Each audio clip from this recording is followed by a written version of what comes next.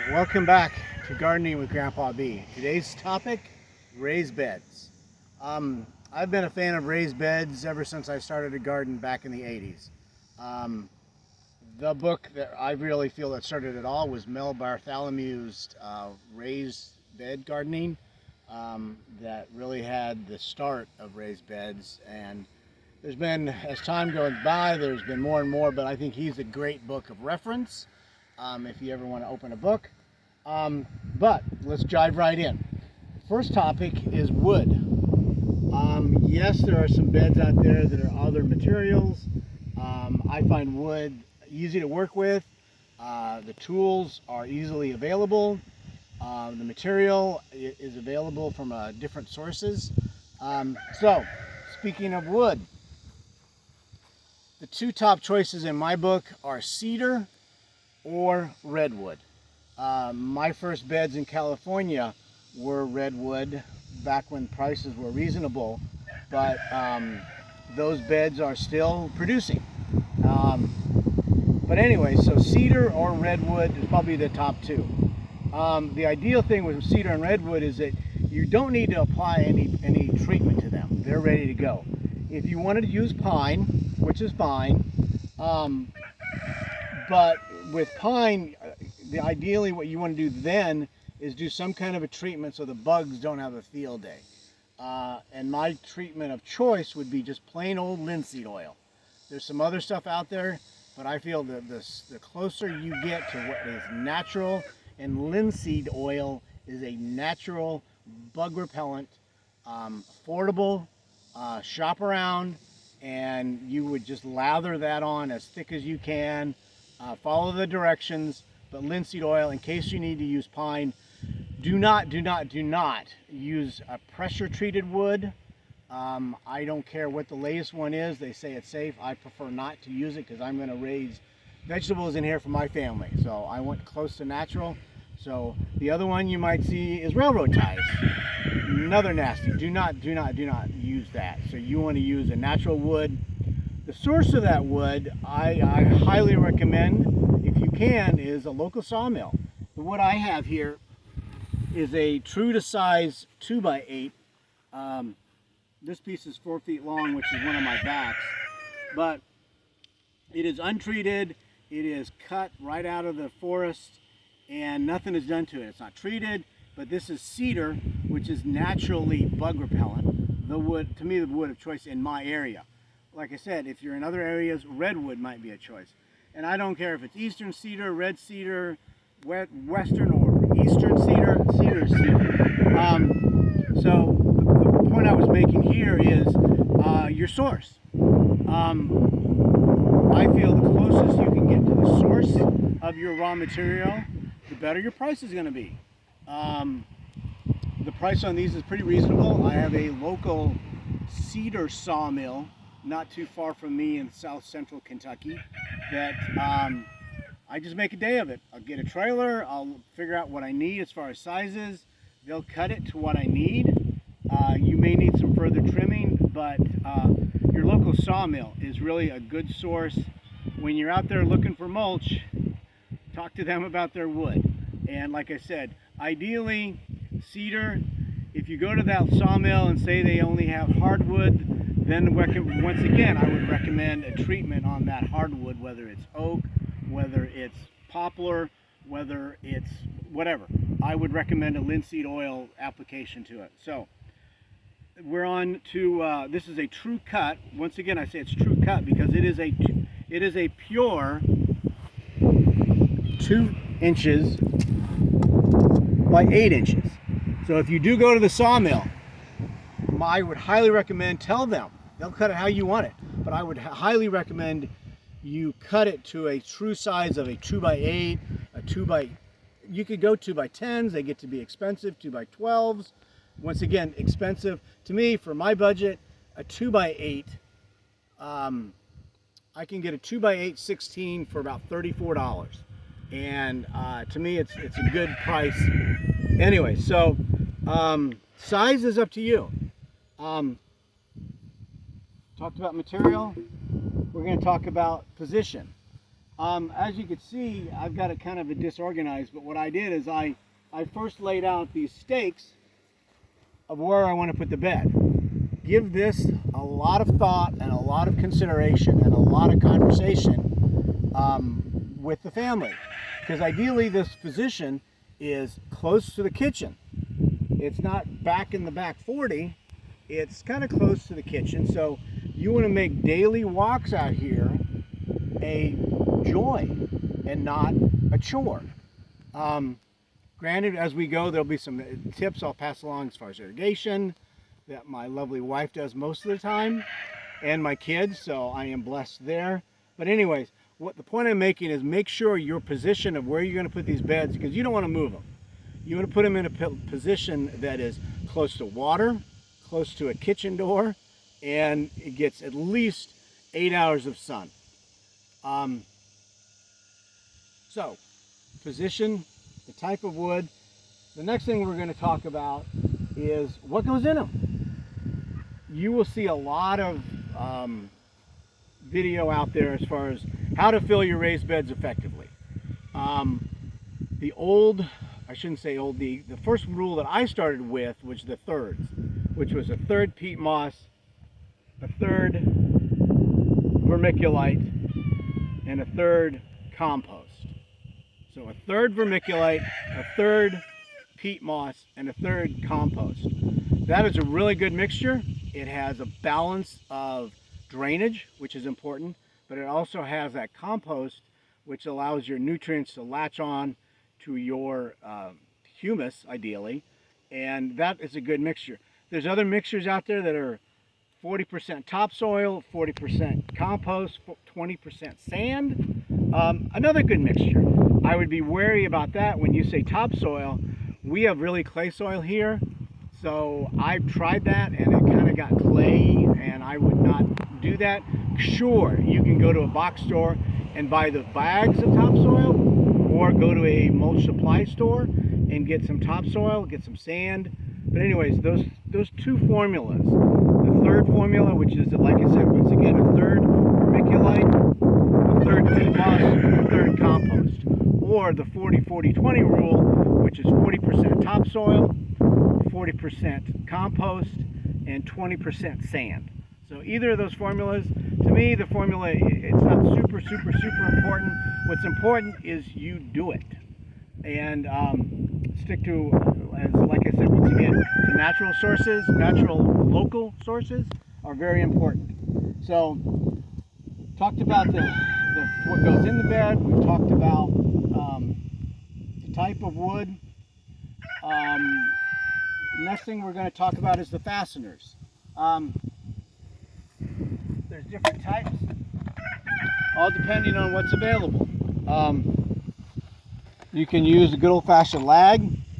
These are 1/4 by 6s, which these will be great. So with the lags, you've got to be very important that when I put this wood together, I'm going to drill a pilot hole, because I'm dealing right near the end. So I will drill a pilot hole, and I will then use this guy with a nut runner and drive them in.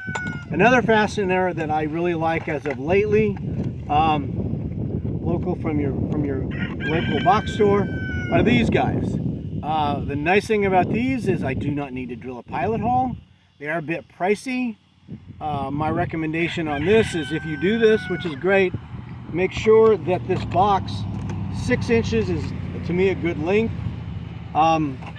Available at your local box store is what you want to make sure that you do is the driver head, make sure it's in this. Usually they come with it.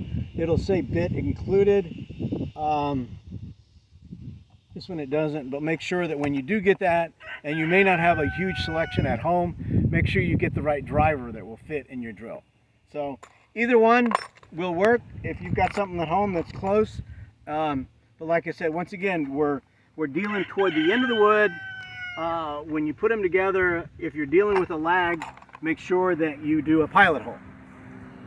So what I'm going to do real quick is show you how to put one together just with the pilot hole. What I'll do is I will drill.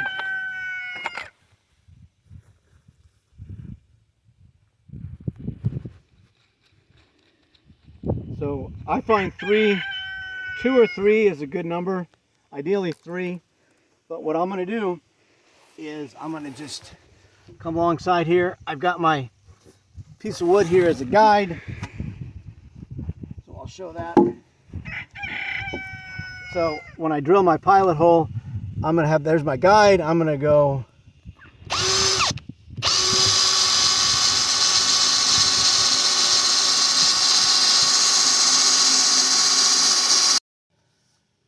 and shut it. Here we go. As you can see, I've been busy. Really big fan of cardboard. A really big fan of not tilling, because if I till, I'm gonna bring all those weed seeds up. I'm gonna upset the web life, web soil life. So I'm not gonna do it. I'm gonna use cardboard. So what I've done is I double check the position of where all the wood, where my beds are going.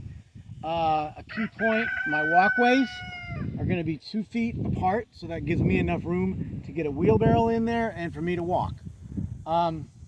So what I've done, got my position of the wood where I want it. I wet the entire area really well. Then I came in, I put all my cardboard down. What I did is in the walkways, I tried to go a little heavier on the cardboard, because what on the walkways, I will use that same wood mulch that I've used in the past, which is ground up tree bark. And so I got a little heavier on the walkways, but I put the cardboard down. I wet everything again.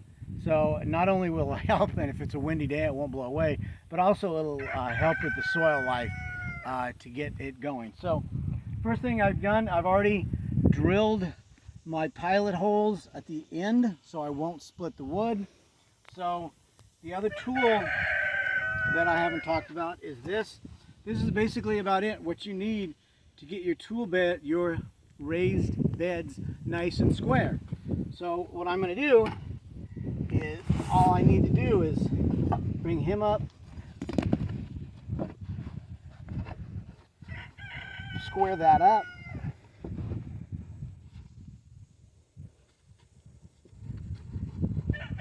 put this here to make sure it's square.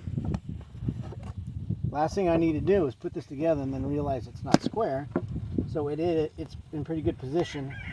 So next thing, I'm going to grab my lag screws. I'm going to make sure that everything is lined up square from top to bottom.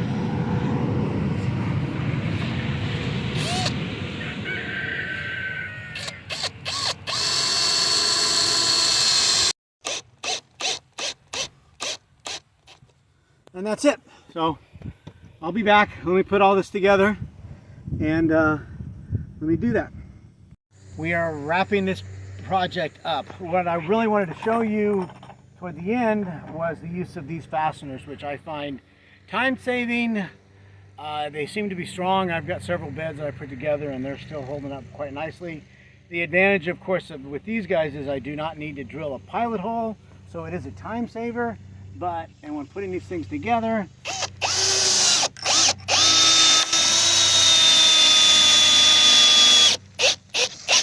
yeah, there's a little crack at the end there that you might want to pre-drill, but it says pre-drilling is not required. This next one I'm going to back off a little bit and put a little bit higher up.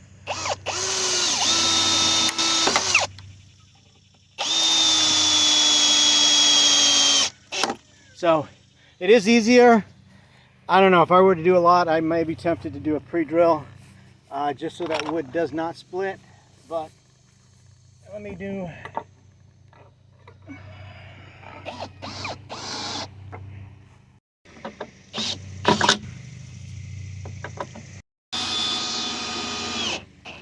Pretty quick. So, real quick before I end, I wanted to speak to those people in gopher country. That I have built beds like this with gophers in Southern California, and through the long hard way I had to learn that I had to put 1/2 inch hardware cloth at the bottom, you know that what I'm talking about is a very heavy fencing. Go to any box hardware store, it's 1/2-inch hardware cloth. Get it in the width you need, and you're going to line the bottom of it, and it's going to be expensive, but it will keep the gophers out.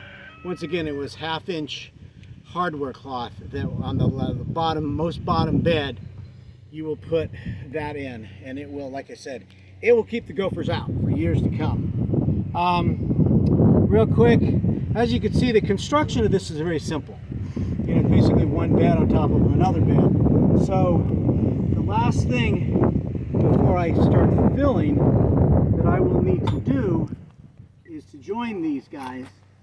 So let me show you real quick. The tip I have for that is when you're putting them together, the top and the bottom beds, what you want to do is find a place where they've already joined. Like right here, you can see right there, they're pretty well lined up really well. So I'm going to take a screw, I'm going to start straight off, and then I'm going to work it at an angle real quick. Like once again, I'm going to start it straight, and then I'll bring it up at an angle. Like so. Sometimes what I do is go out, just take it out and drill it again. So what I wanted to point out to you, it is not lined up. I already did the ones that are already straight, and now what I'll do is I'm going to just come along with my leg and straighten it out and join them. So notice I'm going to start it, I'm going to angle it, I'm going to push it in,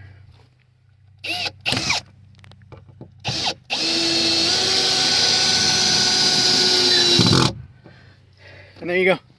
All right, I'm gonna go around and finish them up, and that's it.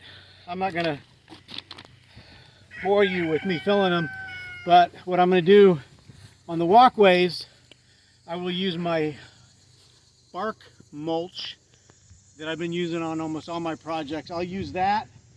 I'll put maybe a 2-inch layer of that down just to hold the cardboard down. Don't want to put a lot of it, but what I will do is on the walkways here, I will put a 6 to 8-inch thick layer of that mulch. I don't want weeds to go through it, and the best way to do that, typically the rule of thumb is when you're talking mulch, you know, when you're going around a tree bed, it's 4 to 6 inches. You don't want to go over 6 because you still want oxygen to be able to get through. So that's what I'm saying. On the bottom beds, it's just more of a layer. To start out, I'll put compost, and then I'll put some topsoil in there, and more compost and a little sand. But what I want to make sure you do is on these walkways, load it up, maybe 6 to 8 inches thick of that mulch. It is going to be something you'll have to put on 2 years from now, but in the meantime, it'll be enriching that soil. Any weed that does grow up is going to be real easy to pop up. So that's all I have for this series. Happy gardening.